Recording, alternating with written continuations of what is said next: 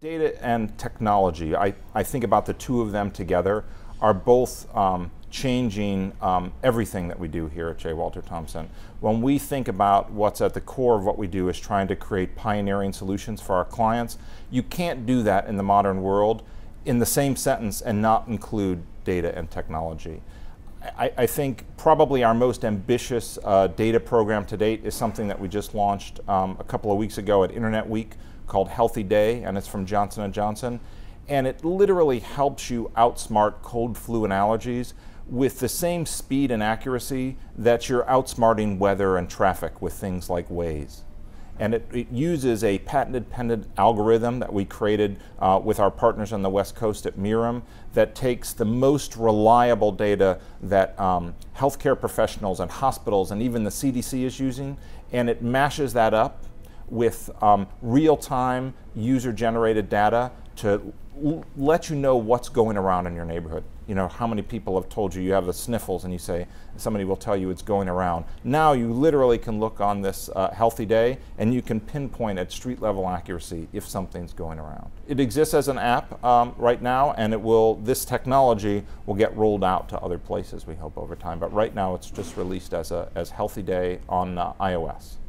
So the opportunity to use data is very different for advertising as we know it, I suppose. It's more about different sorts of activations that are outside of what might have been a direct mail piece, let's say. No question. So what does that mean, and what could data push? How could it transform advertising? Well, I give you another example to where I think, and I think the truth is I think it all started when with Nike Plus and the Fuel Band, and really sort of how data became sort of this quantified self.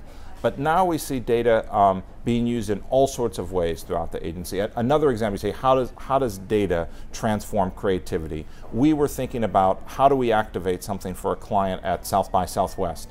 And one of the analysts here discovered that the South by Southwest hashtag, which is used by millions of people throughout the festival, was misused by over 8,000 people. And so we came upon this idea using that nugget of data to create this program called the Hashtag Repair Program for Baraka, which is an energy supplement that helps mental sharpness. And we repaired people's hashtags with personalized messages, reminded them that being mentally sharp was important, and gave them a coupon for Baraka. That's cool.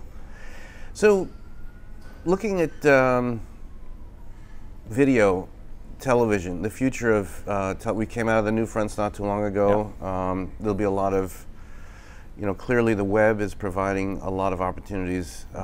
There's a lot of distribution plays. There's Facebook. Tell us a little bit about, if you could tell us a little bit about JWT Thompson, the projects that you guys are doing around digital first video and what that looks like and where that might be going. Yeah.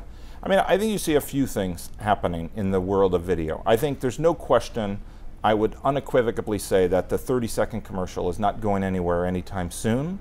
And in the same breath, I'd also say that any brand that isn't creating more things in more places, if they're not doing content in a big way, they're doing so at their own peril.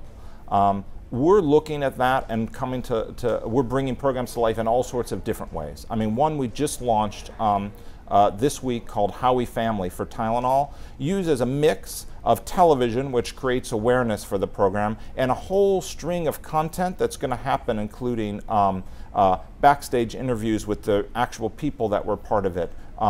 There's going to be 10 different documentaries that are rolled out.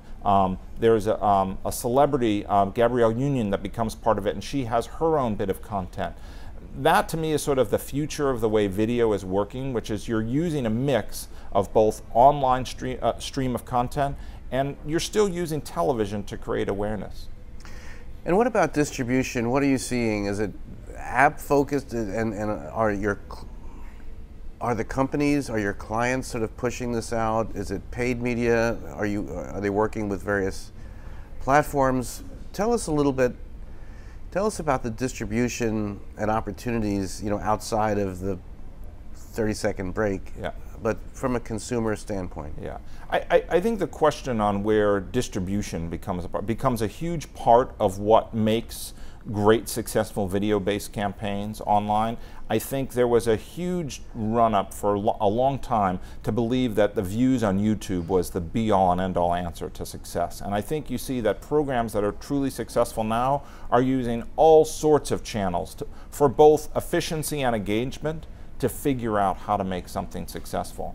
I also think one of the other things that's important for distribution is a mind to what makes the best content on mobile. I mean, Facebook serves 4 billion videos a day, most of that on mobile. There are more 18 to 29-year-olds watching video on YouTube, most on mobile again than any cable network. And so the question becomes, how do you create not one piece of content for each of those possible channels that a campaign gets rolled out on, but many pieces of content that engage people and let them participate in different ways? And Eric, finally, we're getting ready to go to Cannes really soon. What do you look forward to seeing in terms of work, in terms of conversation? You know, what are you hoping to share with your clients and to sort of hear and pick up at the festival? Yeah, I think last year we saw an explosion of what was branded content as being both the future of our industry and the sort of the most exciting things that are going on. I think we're going to continue to see that theme this year, but you see some things that are starting to break into branded content in really fresh ways. I'm excited by what Honda is doing with the other side. I think everybody, you know, unquestionably is going to look for Like a Girl to have a huge presence this year. I think the Ice Bucket Challenge for ALS will have a massive presence there. But I also think we see people creating content in really remarkable ways there, and I think that's the thing that I'm excited about seeing. Some of that content I think about is like what Chipotle is doing with the cultivating ideas on cups and their bags. And I think, to your point on data and technology, we continue to see what the mashup of that looks like in work, and I'm really excited to see what clients are innovating around the world in that respect.